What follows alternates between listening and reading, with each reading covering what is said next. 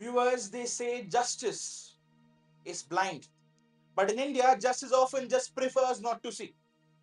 Tonight, we go to Unnao, a town small on the map but enormous on the conscience of this country, where a girl dared to speak against power, and power answered back with death, intimidation, accident, custodial killing, and finally bail. Because the law says so. Tell me, is law always justice? Or have we created a law that protects the mighty better than it protects the truth? Very important questions. Let's lay out the facts before we get into the details. A minor girl is raped in 2017 by Kuldeep Singh Sengar. She's alleged that. Kuldeep Singh Sengar is a four-time MLA, a very powerful man, a Bahubali in his region. He's from the Bharatiya Janata Party. The state then bends like grass in wind. FIR is delayed. Pressure begins. Her father complains, but what should have actually happened when her father had gone and complained? No, the police did not register an FIR or take or record a statement to investigate this matter further. What they did was lock him up. Viewers, her father complained, and what should have happened in a normal case, his statement had to be recorded, but no, he was put in prison and then beaten up inside and he died. A witness who saw this assault also dead. Coincidence is what everyone says, but I think it is not coincidence. In 2019, the girl did not have a voice, and after 2 years, she went outside Yogi Adityanath's office and put herself on fire because the system gave her no voice. Same year, a truck with number plates scrubbed hits her car not once, not twice, but 11 times. Two aunts die. She survives. Lawyer hospitalized. And today, a man convicted of raping her stands at the threshold of freedom on bail.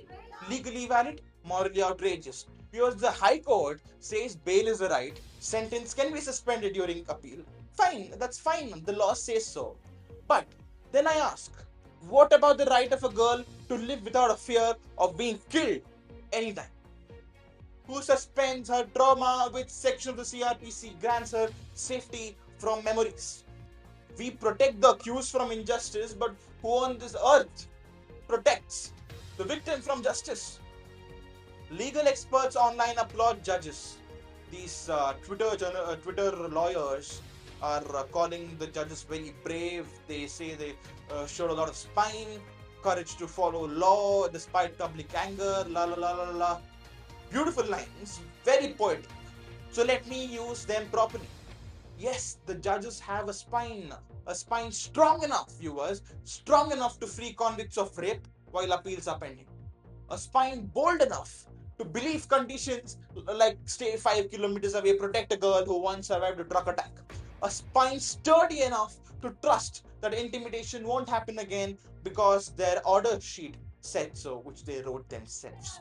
But why doesn't this spine appear when a judge is caught with the 15 crore unexplained cash in his residence? When custodial deaths happen in this country, when rape survivors live in safe houses for years like prisoners, where is the spine when the powerful crush the powerless? They all say there is spine, but the judges know when to use it. Selectivity is what I'm telling. Selectivity, viewers, selectivity. I'm warned this sounds anti-law, anti-establishment, anti-court. Fine, let's soften this. Let me ask it as a polite Indian citizen. If the system works perfectly, why is a rape survivor living like a fugitive in this country? While a convicted rapist prepares to sign bail papers.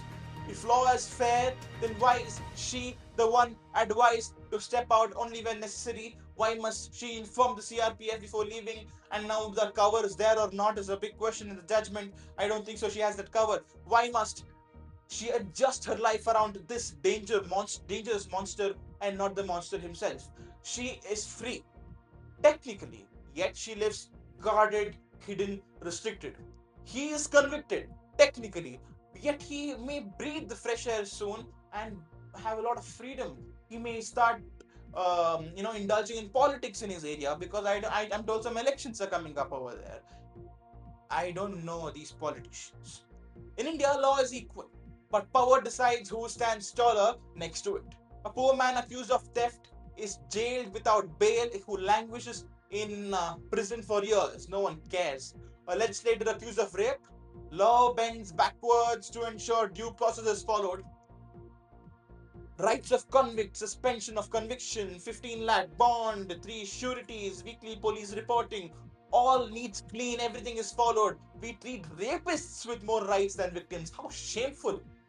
Because paperwork matters more than the pain.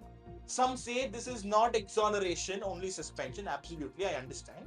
But for a survivor, the difference between convict behind bars and convict inside a city is not legal, it's psychological, it's existential.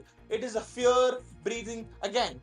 It is a fear of being killed by that monster. The girl did not just fight in court, she fought on streets, in hospitals, in morgues. This is a case written not in ink, viewers, but in blood.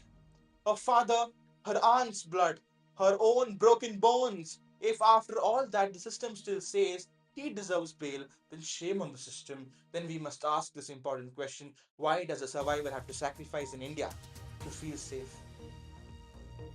Why does the survivor have to sacrifice everything to feel safe? And what does the survivor have to sacrifice? Blood, bones, or her entire life? What did the state do? Let's talk about the state, the government. Initially protected the accused. They arrested the father, ignored the girl until she set herself on fire outside Yogi's office. When outrage erupted, they shifted the case to Delhi. When the accident happened, they gave CRPF protection, very good step, not questioning that. After the damage is done, we are offering helmets here. Why not protect her before her father died? Before the trucks hit her? Before witnesses were killed? We act like firefighters after burning the house ourselves. India keeps confusing law with justice. Law is just ink, while justice is blood circulation. One is written and the other must be felt. Law says presumption of innocence continues during appeal, while justice whispers. But should the presumption weigh more than the girl's safety? Viewers, law says this is routine, nothing unusual, but justice is asking tonight, then why does it feel like a betrayal? Has the system betrayed the victim? Yes.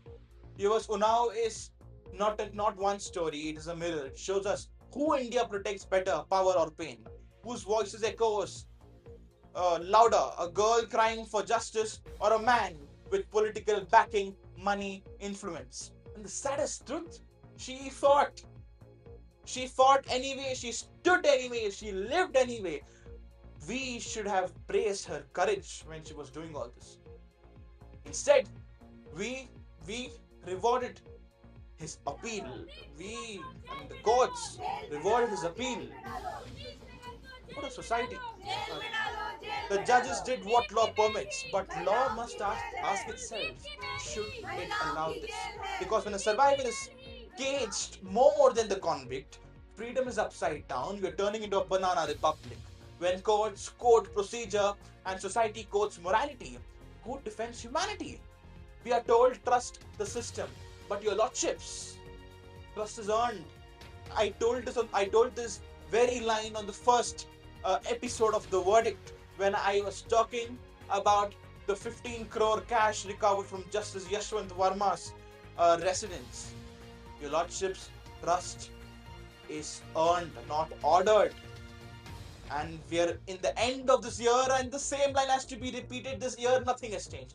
So tonight I ask, not as a journalist, not as a host, but as an Indian, are we comfortable with this? Can we sleep knowing anytime if that monster comes out, she can be attacked, she can be killed?